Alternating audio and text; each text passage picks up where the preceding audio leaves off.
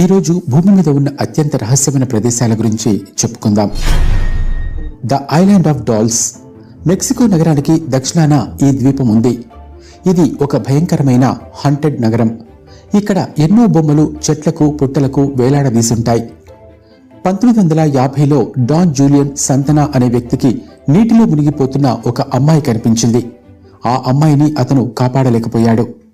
ఆమె ఆత్మకు శాంతి చేకూరేందుకు ఆ ప్రదేశంలో ఒక బొమ్మను వేలాడదీశాడు. అలా అతను దాదాపు 1500 బొమ్మలను వేలాడదీయటం మొదలుపెట్టాడు. ఇలా బొమ్మలను వేలాడదీస్తూ ఉండటం వల్ల దుష్ట ఆత్మలను దూరం పెట్టొచ్చు అని అతను భావించాడు. 2001లో ఆయన హార్ట్అటాక్ కారణంగా చనిపోయారు. ఆ బొమ్మలను అక్కడి నుండి తొలగిస్తే ఏదైనా చెడు జరుగుతుంది అనే కారణంతో ఎవరూ ఆ బొమ్మలను తొలగించే ప్రయత్నం చేయలేదు. Bermuda triangle. ఈ బర్ముడా ట్రయాంగిల్ త్రిభుజాకారంలో ఉండే ఒక ప్రాంతం. బెర్ముడా దీవి మధ్య అట్లాంటిక్ మహాసముద్ర జలాల్లో దాదాపు 5 లక్షల చదరపు కిలోమీటర్ల మేర విస్తరించిన ప్రాంతం. ఈ ప్రాంతానికి దరిదాపుల్లోకి వచ్చిన ఓడలు విమానాలు కూడా మాయమైపోతూ ఉంటాయి. బెర్ముడా ట్రయాంగిల్ వద్ద ఇలా ఇప్పటి వరకు కనీసం 75 విమానాలు, వందలాది నౌకలు అదృశ్యమయ్యాయి. దీంతో గత 100 ఏళ్లలో కనీసం 1000 మంది ప్రాణాలు కోల్పోయారు. The crooked forest. ఆ అడవి ఫోటోలు వీడియోలను చూస్తేనే ఒక రకమైన భయం రావటం సహజం. అలాంటి అడవిలోకి వెళ్లడం ఓ సాహసం. హర్రర్ సినిమాను డైరెక్ట్గా చూసిన ఫీల్ కలుగుతుంది. యూరప్ దేశం పోలాండ్లోని వెస్ట్ పొమేరానియాలోని గ్రీఫినో పట్టణానికి దగ్గరలోనే ఉంటుంది అడవి. పోలిష్ భాషలో దీన్ని క్రెజ్వీ లాస్ అంటారు. ఈ అడవిలోని ఫైన్ వృక్షాలు, వంకర్లు తిరిగి ఉంటాయి. 1930లో నోవే క్రెజ్నోవో గ్రామస్తులు దాదాపు 400 మొక్కల్ని ఇక్కడ నాటారు. ఆ తర్వాత అడవి ఏర్పడింది. చిత్రం ఏంటంటే ప్రతి పైన్ చెట్టు ప్రారంభంలో ఉత్తరం వైపు తిరిగి ఉంటుంది.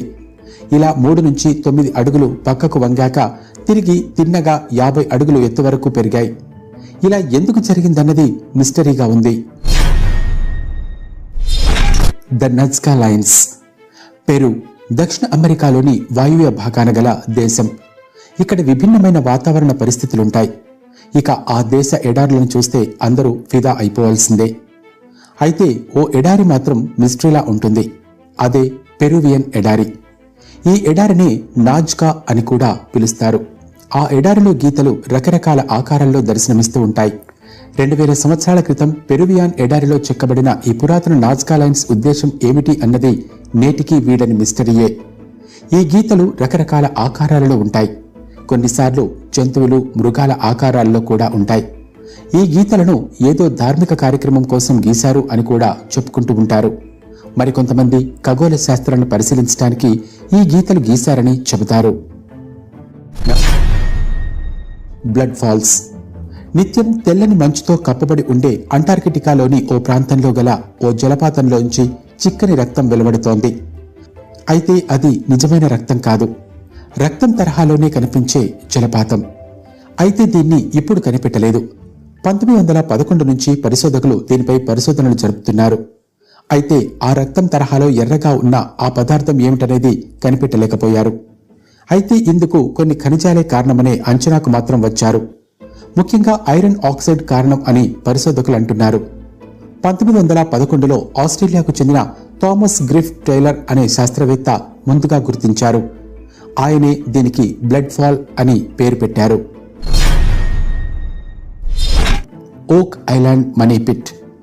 మిస్టరీ కథల్లో ఓ రకమైన కిక్ ఉంటుంది. ఓక్ దీవి రహస్యం అలాంటిదే. 18వ శతాబ్దంలో కెనడాకు చెందిన సముద్ర దొంగలు ఓక్ దీవిలో భారీగా నిధులను దాచారనే విషయం బయటకొచ్చింది. కానీ ఎక్కడ దాచారన్నది తెలియలేదు.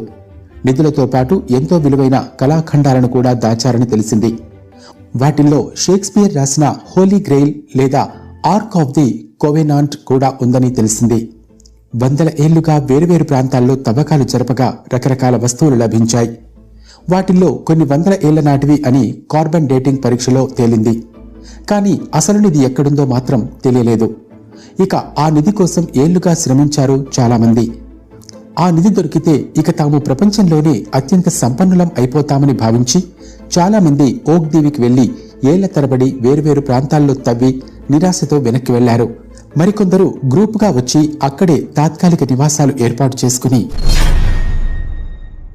Door to hell. ఒకటి కాదు, రెండు కాదు, ఏకంగా 50 ఏళ్ల నుంచి ఇక్కడ ఏర్పడిన బిలం మండుతూనే ఉంది. అప్పట్లో చేసిన చిన్న తప్పిదం వల్ల ఏళ్ల తరబడి అక్కడి వాతావరణ పరిస్థితులు ప్రమాదకరంగా మారుతూ వస్తున్నాయి. ఆ మంటల వల్ల పర్యావరణానికి మాత్రమే కాదు, స్థానిక ప్రజలు కూడా ఎన్నో సమస్యలు ఎదుర్కొంటున్నారు. మరి ఆ మంటకు కారణమేంటి, అది ఎందుకు ఏర్పడిందో తెలియాలంటే 1971లో ఏం జరిగిందో తెలుసుకోవాలి. తుర్క్మెనిస్తాన్లో ఓ భారీ అగ్నిబిలముంది. దీన్ని అంతా నరకద్వారం అంటారు. అయితే అగ్నిపర్వతాలకు ఈ బిలానికి చాలా వ్యత్యాసముంది. అగ్నిపర్వతాల్లో లావా ద్రవం నిత్యం మండుతూ ఉంటుంది. అవి ఎప్పుడు పేలుతాయో చెప్పడం కష్టం.